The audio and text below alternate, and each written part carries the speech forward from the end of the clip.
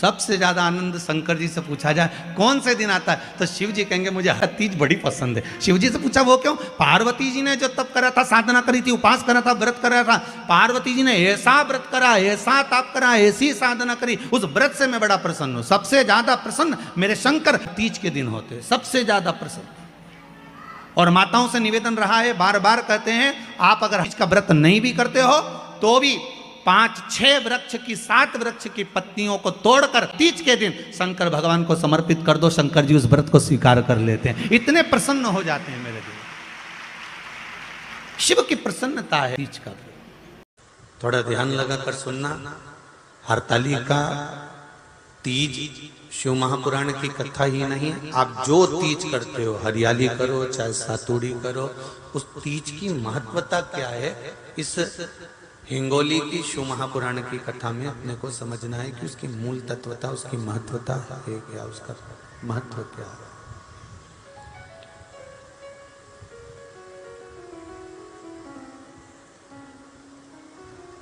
भगवान ब्रह्मा, भगवान विष्णु और भगवान शिव, इन तीनों की जो अर्धांगिनियां, ब्रह्माणी, लक्ष्मी और पार्वती, इन तीनों ने तप कर कर, साधना कर कर ब्रह्मदेव को, भगवान विष्णु को और भगवान शंकर को प्राप्त किया। और तीनों ने प्राप्त कर कर तीनों देवताओं से वर मांगा कि वर हमको ऐसा दीजिए कि हमारे तप साधना का फल नारी को तीज के दिन प्राप्त हो जाए। अब देखिए जरा, एक ही व्रत से, एक ही उपवास से उसको संपूर्ण तप साधना का फल प्राप्त हो रहा है, संपूर्ण तप साधना का फल उसको मिल रहा है। मात्र एक व्रत से, केवल एक व्रत कर रहे हैं, संपूर्ण तप साधना का फल उसको प्राप्त हो रहा है। ऐसा कोई व्रत, ऐसी कोई साधना, ऐसा कोई शंभो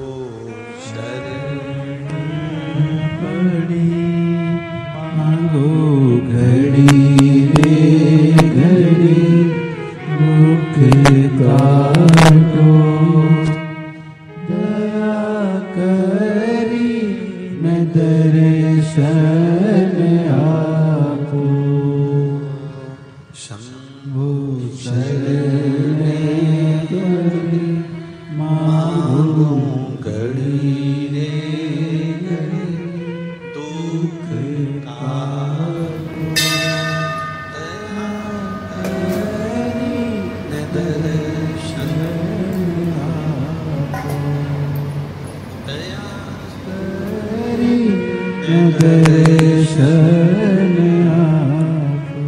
तो ब्रह्माणी ने ब्रह्मदेव से मांगा, लक्ष्मी जी ने भगवान विष्णु से मांगा, पार्वती जी ने भगवान शिव से मांगा कि ऐसा वर दे दीजिए जिस वर से एक ही व्रत करने से संपूर्ण फल की प्राप्ति हो जाए, संपूर्ण फल मिल जाए। ऐसा एक व्रत का फल दे दीजिए, मात्र एक व्रत का।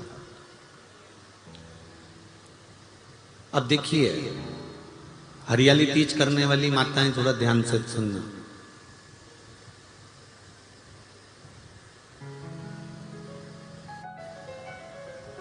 हरियाली तीज जब माताएं करती हैं तो एक हरियाली तीज, एक गणगौर की तीज, ये दो तीज के व्रत ऐसे होते हैं जिसमें जब माताएं करती हैं तो उस समय पर उमा, ब्रह्माणी और लक्ष्मी,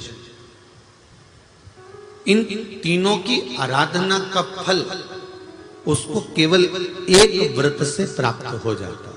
अब देखिए दूसरा, सातुड़ी तीज।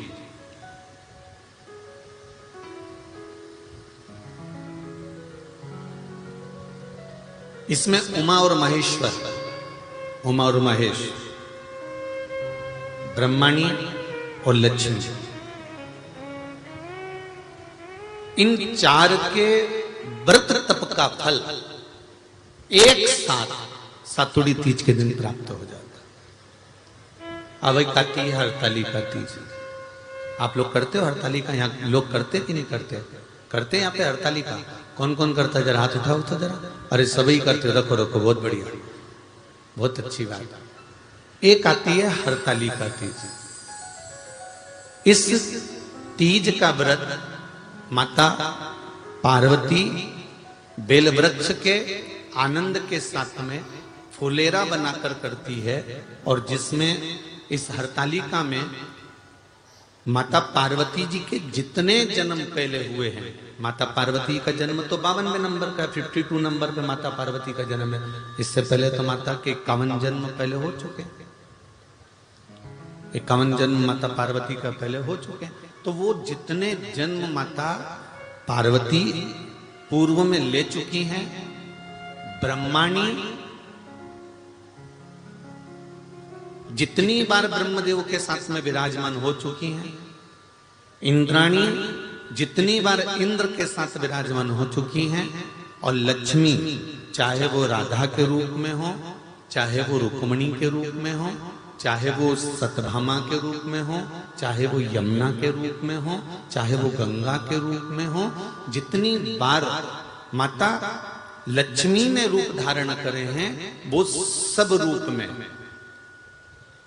और माता पार्वती अपने सारे रूप में, ब्रह्माणी अपने सारे रूप में, लक्ष्मी अपने सारे रूप में इस हरतालिका तीज के व्रत को करने के लिए आतुर रहती हैं। और इस व्रत को कर कर एक दिन में ही संपूर्ण विश्व का जितना तप है, साधना है, उपवास है, सबका फल एक साथ एकत्रित कर लेती हैं केवल एक व्रत में, हरतालिका तीज। अब एक बात ध्यान से सुनिएगा, सारे व्रत, आपका अगर स्वास्थ्य खराब हो गया तो आप व्रत छोड़ सकते हो। जितने भी व्रत आप लोग कर रहे हैं पूर्व के, सोमवार, मंगलवार, एकादशी, छठ, पंचमी, चतुर्थी, अगर आपका स्वास्थ्य खराब है तो आप उस व्रत को छोड़ सकते हो, सारे व्रत को छोड़ सकते हो। पर तीज का जो व्रत होता है,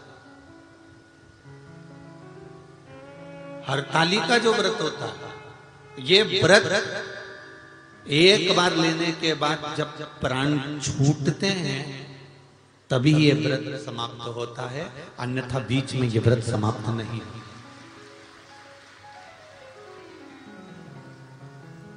ये व्रत समाप्त होता ही नहीं।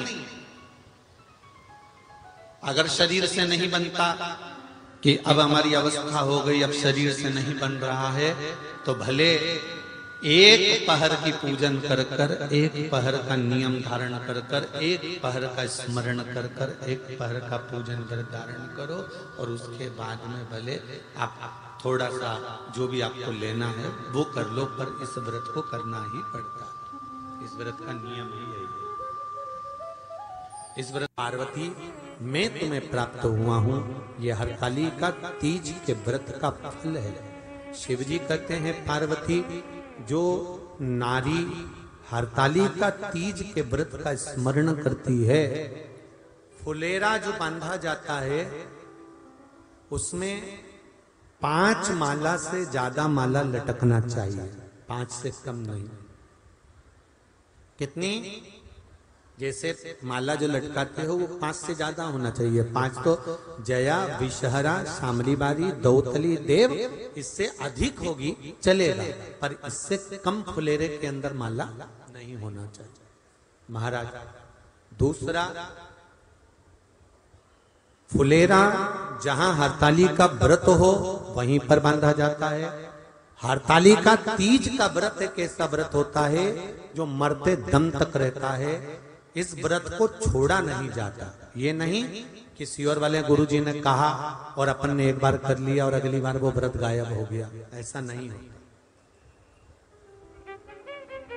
हरतालिका तीज अखंड सौभाग्य के लिए, वंश वृद्धि के लिए, कार्य सिद्धि के लिए, और कुंवारी कन्याएं उत्तम वर प्राप्ति के लिए, आनंद सुख के लिए करती हैं। ऐसा नहीं है कि केवल स्त्री ही करती है। जब नारी किसी कारणवश व्रत नहीं कर पाती तो पुरुष इस व्रत को धारण करते हैं। 30 अगस्त को, यही 30 तारीख को, कल 29 है, परसों 30 तारीख को हरतालिका तीज रहेगी।